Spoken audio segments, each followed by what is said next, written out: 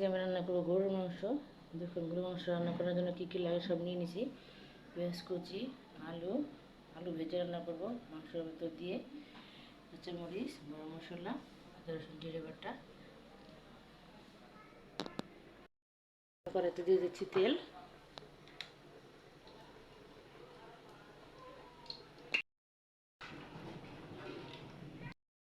পেঁয়াজ,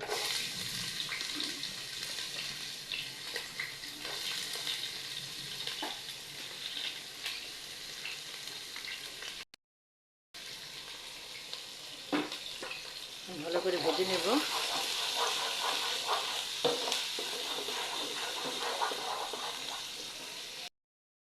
আর এখানে আমি দিয়ে দিচ্ছি গরম মশলা, একটু ভালো করে ভেজে নেব।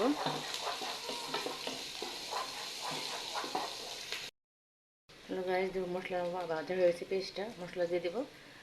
আদা রসুন জিরে বাটা দিয়ে দিচ্ছি 2 চামচ,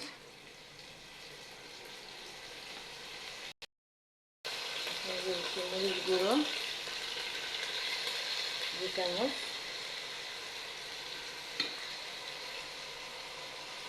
হলুদ গুঁড়ো 1/2 চামচ, ধনে গুঁড়ো 1/2 চামচ, স্বাদ মতন লবণ,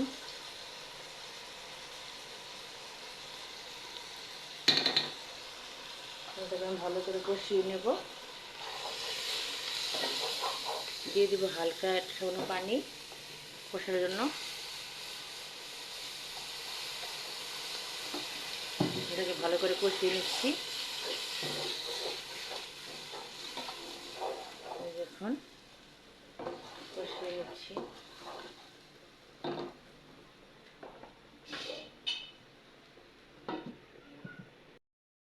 চলো ভাই, দেখুন আমার মশলাটা কষানো হয়ে গেছে।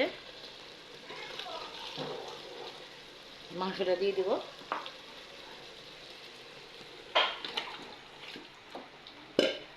এখন ভালো করে এটাকে কষিয়ে নেব মাংসটা।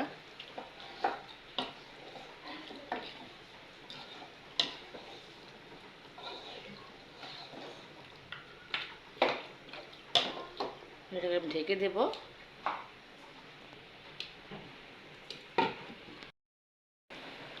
গাইস দেখুন মাংসটা কষানো হচ্ছে, প্রায় কষানো শেষ, কিন্তু আর একটু কষাবো, আর একটু কষালেই হয়ে যাবে।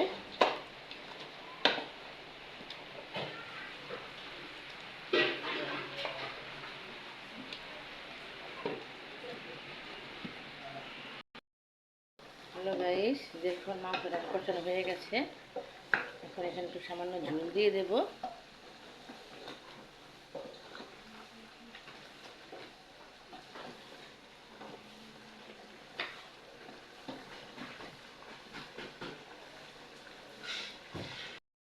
আমি ঝোলটা দিয়ে দিছি, এখন ঢেকে দেব। কড়াই এখন আলুটা ভেজে নেব।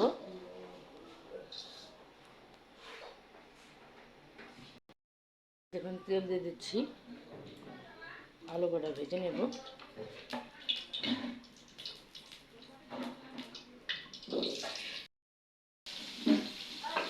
এখানে কালার হয়ে গেল, ভেজে নিচ্ছি, হলুদ দিয়ে ভেজে নিচ্ছি। মাংসতে আলু ভেজে দেব।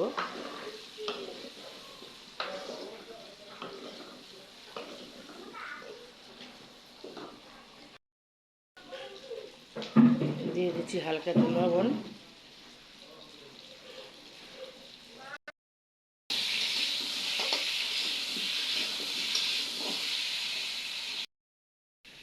হ্যালো গাইস, দেখুন আলুগুলো ভাজা হয়ে গেছে।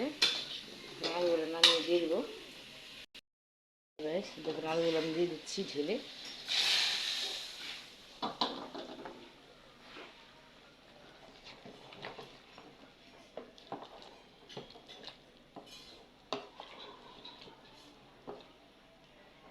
আলুগুলো দিয়ে দিচ্ছি কাঁচামরিচ।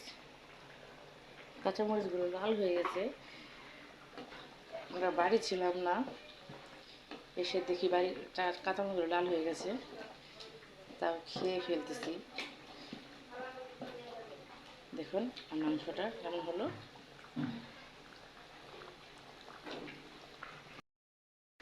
গাইস, দেখুন আমার গরুর মাংস আলু দিয়ে ঝোল হয়ে গেল। রান্নাটা কেমন হলো কমেন্ট করে বলে দেবেন, লাইক করবেন, শেয়ার করবেন, আর আমার চ্যানেলটা নতুন, সবাই সাবস্ক্রাইব করে দেবেন। সবাই ভালো থাকবেন। আসসালামু আলাইকুম।